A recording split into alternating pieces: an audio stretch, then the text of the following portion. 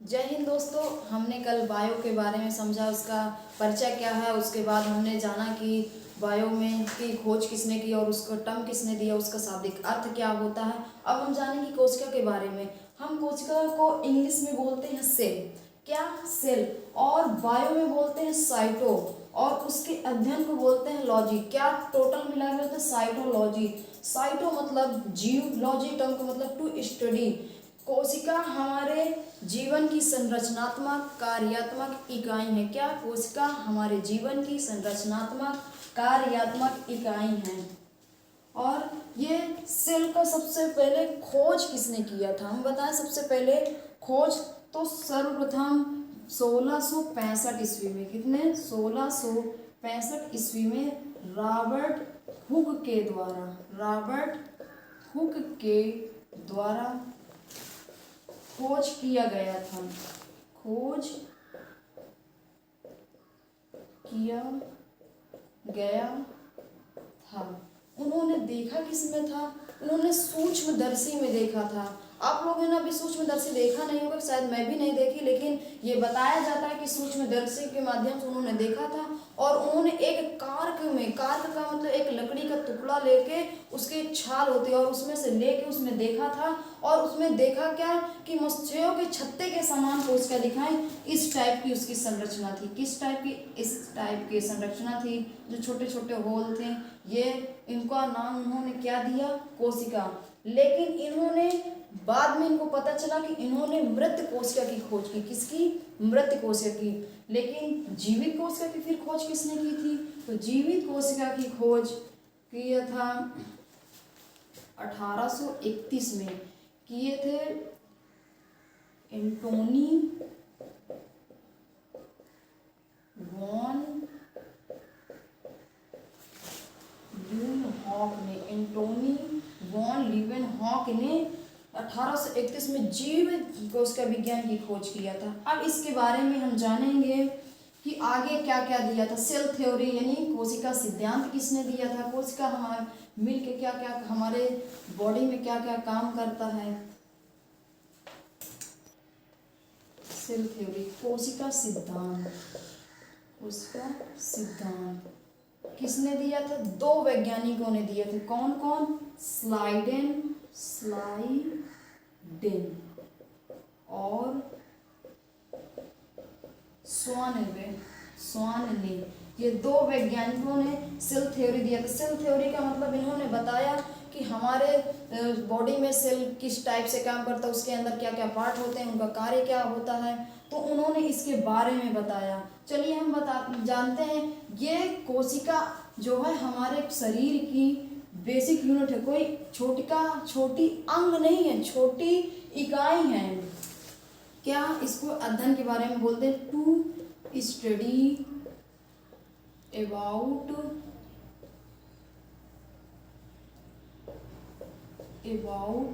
Of cell is known as cytology. क्या? Cytology. कोशिका के बारे में अध्ययन करना साइटोलॉजी कहलाता है।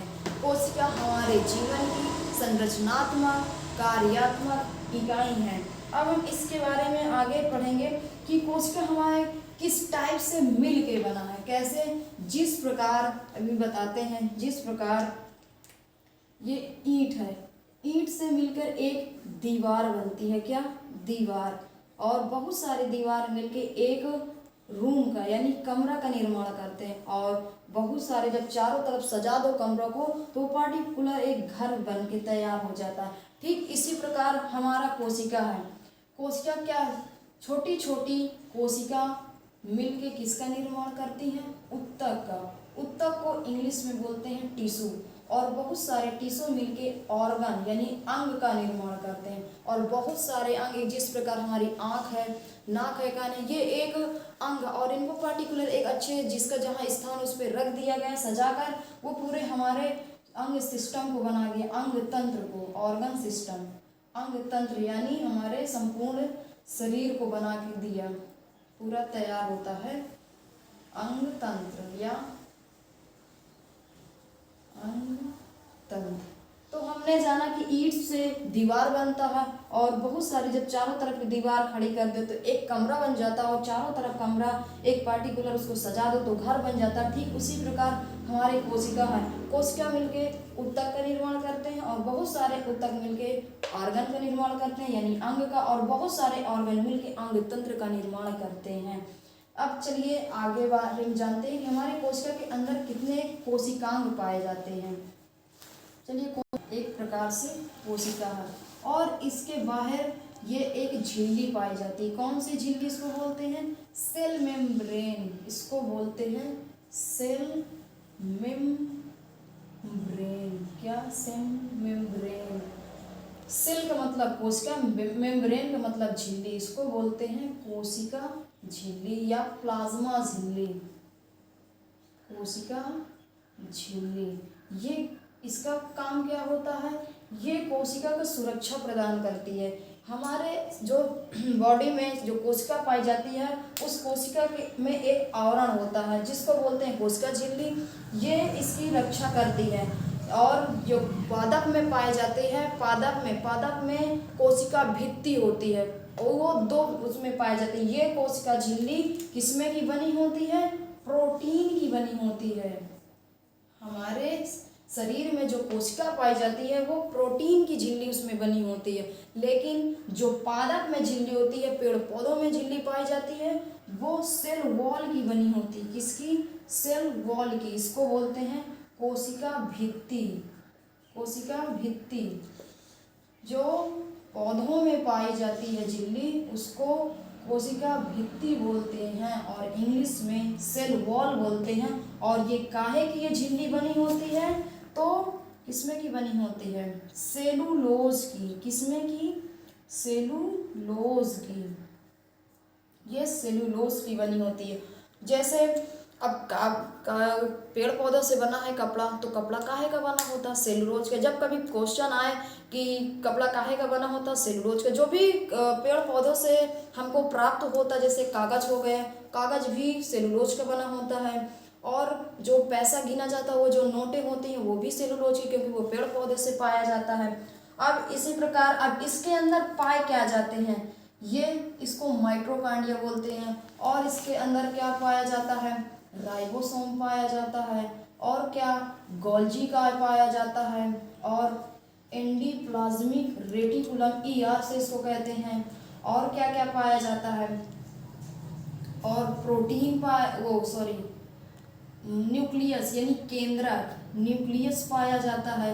लाइसोसोम पाया जाता है। सेंट्रोसोम पाया जाता है। अब इनका हम कार्य बताते हैं।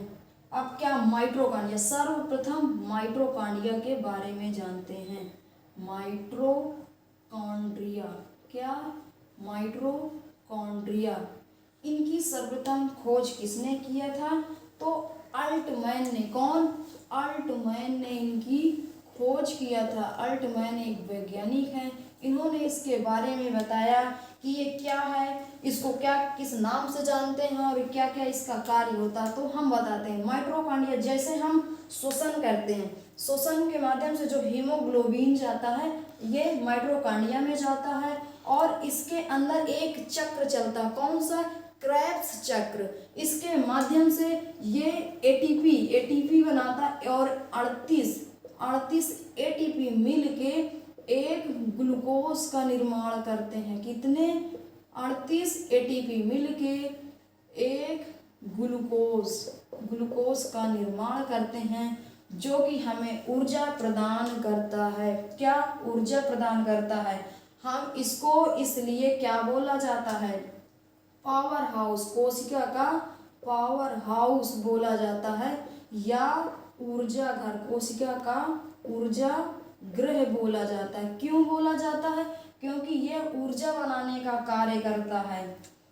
उसके बाद इसके अंत जो कोशिका के माइटोकॉन्ड्रिया है, इसकी आंतरिक दीवार को क्या बोलते हैं? क्रिस्टी की बनी होती है। माइटोकॉन्ड्रिया की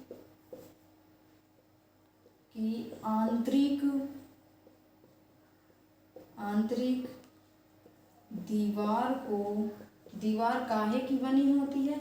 क्रिस्टी की बनी होती है, याद रखना, क्रिस्टी की बनी होती है। थोड़ा वीडियो पॉज कर दीजिए। देखिए अभी हमने माइटोकॉन्ड्रिया के बारे में बताया। अब क्या आता है दूसरे नंबर पे? गोल्जी काय। गोल्जी काय की खोज किसने किया था? कैमिलो गोल्जी ने। किसने? कैमिलो गोल्जी ने। और इसका कार्य क्या होता है? परिवहन का। परिवहन यानी किसी चीज की जहाँ जो कमी होती है उसको ले जाना। जैसे माइटोकॉन्ड्रिया का काम होता था ऊर्जा बनाना, अब उसका काम है ऊर्जा बनाना। अब इसका परिवहन का, जैसे मैं बोल रही हूँ, आपको पढ़ा रही हूँ, तो मुझे जरूरत कहाँ है? जीभ में। तो जो मेरी जीभ ऐसे ऐसे बोल रही है, तो जहाँ बनता, हमारे शरीर में, सारे शरीर में कोशिका है। अब जिस कोशिका में जहाँ जरूरत है वहाँ की माइटोकॉन्ड्रिया ऊर्जा बनाई। अब ऊर्जा ले जाने का काम किसका है? गोल्जी काय का। तो वो गोल्जी काय आएंगे और जहाँ हमारे ऊर्जा की जरूरत, प्रोटीन की जरूरत, जिस कंपोनेंट की जिसको जरूरत है वहाँ तक ये गोल्जी काय पहुंचाएंगे।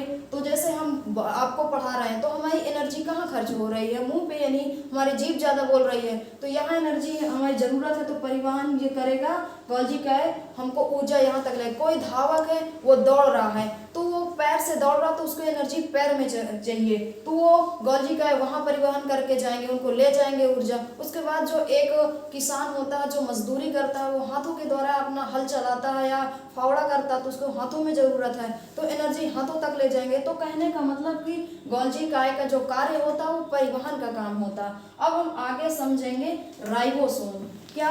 राइबोसोम की खोज किए थे जॉर्ज पैलेट।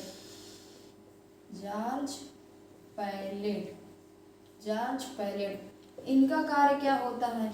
इनका कार्य होता है प्रोटीन बनाना। क्या? प्रोटीन बनाना। इसलिए इनको प्रोटीन फैक्ट्री भी बोला जाता है। कोशिका के प्रोटीन फैक्ट्री किसको कहते हैं? राइबोसोम को। ये जैसे हम कोई खाना खाएं, क्या कर रहे हैं हम? जैसे कोई खाना खाएं, अब जब हमारे अंदर दो टाइप होते हैं, आरएनए 3 प्रकार का होता है, messenger RNA, transfer RNA, active RNA होता है। मैसेंजर आरएनए का काम होता है मैसेज देना, कि कोई खाना आया उसमें क्या क्या, तो वो मैसेज दिया। जो ट्रांसफर आरएनए है उसमें से वो उठा लिया और ट्रांसफर आरएनए को दे दिया। जो आरएनए है उसको उठा के दे दिया। उसके बाद ये कहाँ गया? उसमें गया प्रोटीन, राइबोसोम के पास। राइबोसोम उसका क्या किया? उसको प्रोटीन बनाया। अब जहाँ जो जरूरत है वो परिवहन के माध्यम से पहुँच जाएगा। तो राइबोसोम का कार्य क्या होता है? प्रोटीन बनाना। क्या? प्रोटीन बनाना। उसके बाद हम रेटिकुलम,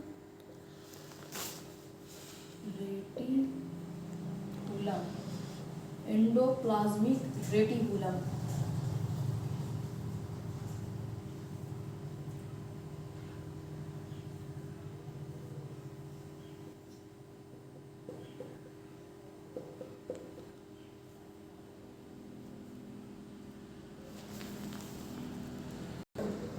देखिए हमने इस वीडियो के माध्यम से बस इतना समझा।